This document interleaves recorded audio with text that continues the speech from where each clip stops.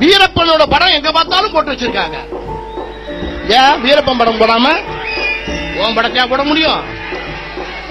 மிகப்பெரிய கொள்ளைக்காரனாலும் வீரப்பன் தவறா எந்த பெண்ணிட்டையும் நடந்ததில்லை இது வரைக்கும் வரலாறு சொல்லுது. தனிமனித ஒழுக்கத்துல தூய்மையா இருந்திருக்கிறான வீரப்பன். இந்த மக்களுக்காக போராடி உயிரை கொடுத்திருக்கிறான வீரப்பன். வீரப்பன் உயிரோடு வாழ்ற வரைக்கும் கர்நாடகத்திலிருந்து ஒருத்தவங்க கூட ஒகேனக்கலுக்கு குளிக்க கூட வரல. அந்த எல்லையோட எல்லசாமி மாதிரி ஐயனார் மாதிரி கனவு காத்தான். வீரப்பன் செத்த பிறகு ஒகேனக்கல் எனக்கு சொந்தம் சொல்றான் கர்நாடகத்துக்காரன். 36 வருஷம் கர்நாடக காவல்துறை, தமிழ்நாடு காவல்துறை, இந்திய ராணுவம் இத்தனையும் சேர்ந்து வீரப்பனுடைய மயிரை கூட புடுங்க முடியல.